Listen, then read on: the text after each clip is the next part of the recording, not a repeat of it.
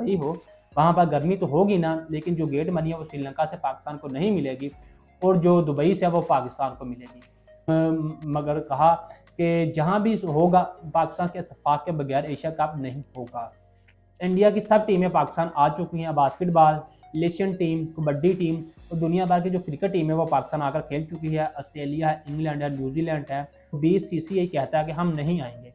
तो नजीम शेठी साहब ने दो ठोक बयान दिया। तो ये क्या चाहता है बीसीसीआई कि हम नहीं आएंगे, पूरी दुनिया अगर खेले, तो ये कोई मिजाज नहीं बनता। तो जब पूछा गया कि ब्रॉडकास्टर का मसला आएगा और हाइब्रिड मॉडल, तो उन्होंने कहा कि नजीम शेठी साहब ने जवाब दिया कि हम पीएसएल में तीन ब्रॉडकास्टर के साथ काम करते हैं और ब्रॉडकास्टर जो टीम है वो इंडिया से ही होती है, चाहे दुबई से हो। जो 70% लोग हैं वो इंडियन लोग होते हैं, जिनको हम क्लियरिटी दिलाते हैं मौजूदा हालात को देखकर। तो नजीम शेठी साहब ये नो इशू। तो जवाब आया कि जब मौजूदा पॉलिटिशियन हालात है वो क्या है, तो जवाब आया कि सियासतदान में ऐसा होता रहता है, 3 से 4 दिन के बाद ये ठीक हो जाएगा। जब श्रीलंका में बम फट रहे थे तो सिर्फ और सिर्फ पाकिस्तान टीम वहाँ जाकर खेली थी। ये उस वक्त मामला जब श्रीलंका में बम फट रहे थे, कोई दुनिया की टीम नहीं जा रही थी, लेकिन पाकिस्तान की तरफ से टीम गई थी। तो उन्होंने पूछा कि लास्ट मीटिंग निजेश शाह से आपकी क्या हुई है, तो उन्होंने कहा कि मैंने हाइब्रिड मॉडल में पेश किया है, तो वो बहुत ज़्यादा मुतमिन है। और एक सीनियर एससीसी को मुझसे मिलने के लिए उन्होंने भेजा, तो वो मैंने उनको जो नया हाइब्रिड मॉडल दिखाया है, उन्होंने ये हाइब्रिड मॉडल देखकर कहा इससे तो सारे मसले ही हल हो जाएंगे, इसके बाद कोई परेशानी ही रहेगी। तो उन्होंने कहा कि मुतमिन नजर आए हैं। तो श्रीलंका हाइब्रिड मॉडल अगर नहीं मानता, पूछा गया, तो उन्होंने कहा कि श्रीलंका चाहता यह है कि हाइब्रिड मॉडल है जो वो श्रीलंका में हो। लेकिन जब पहली मीटिंग हुई थी दुबई में, जय शाह ने सबसे पूछा था एसीसी के जो मेंबरान हैं कि आप में से किसी को पाकिस्तान जाएगा खेलने में कोई मसला तो नहीं, तो सब उस वक्त खामोश थे, किसी ने जवाब नहीं दिया था। तो यानी कि उस वक्त किसी ने नहीं कहा था, सब ने कहा था हम राजी हैं जाने के लिए, हमें कोई मसला नहीं है। तो जब पीसीबी से पूछा गया हाइब्रिड मॉडल के जो रकम है वो ज़्यादा हो जाएगी, जो ब्रॉडकास्ट के वो कौन अदा करेगा, तो पीसीबी ने आराम से कह दिया तो पीसीबी अदा कर देगा, अगर आप नहीं अदा कर सकते। हमने कहा और हम इसके अलावा और क्या कुछ करें।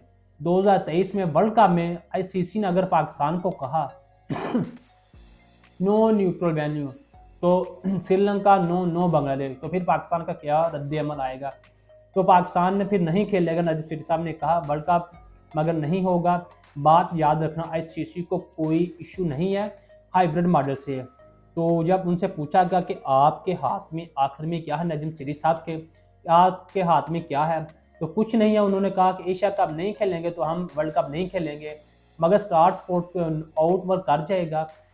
सेंट्रल कॉन्ट्रैक्ट एशिया कप का जो शेड्यूल ही बनाया ऐसे जाता है जिसमें कम से कम 2 मैचेस पाकिस्तान के इंडिया के हो, जो $6 मिलियन स्टार स्पोर्ट्स ने अदा किए हैं, जो 80% पाकिस्तान इंडिया के मैच के रेवेन्यू से आता है।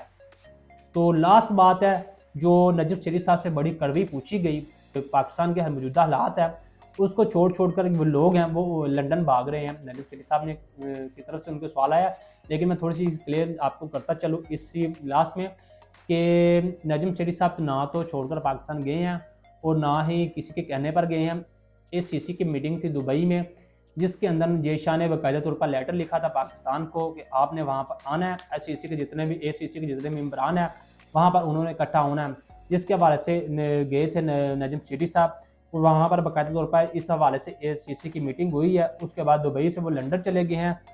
लिफीना university contract, bio mechanic contract के बाद वो इंग्लैंड के क्रिकेट बोर्ड पे फिर एमसीसी जाएंगे, ऑस्ट्रेलिया के साथ उनके तल्लुकात हैं, वहाँ पर भी कुछ मीटिंग है, जिसके बाद वो फ़ौरन वतन वापस आ जाएंगे। तो जिस वजह से वो लंदन और ऑस्ट्रेलिया जा रहे हैं, तो इसके बाद जो नजीम शेठी साहब वापस आ जाएंगे। तो ये जो इंटरव्यू है नजीम शेठी साहब का बहुत ही कमाल और शानदार था, जिसके बाद जो नजीम शेठी का जो इंटरव्यू है वो भारतीय बहुत ही खुशगवार मूड में हुआ है।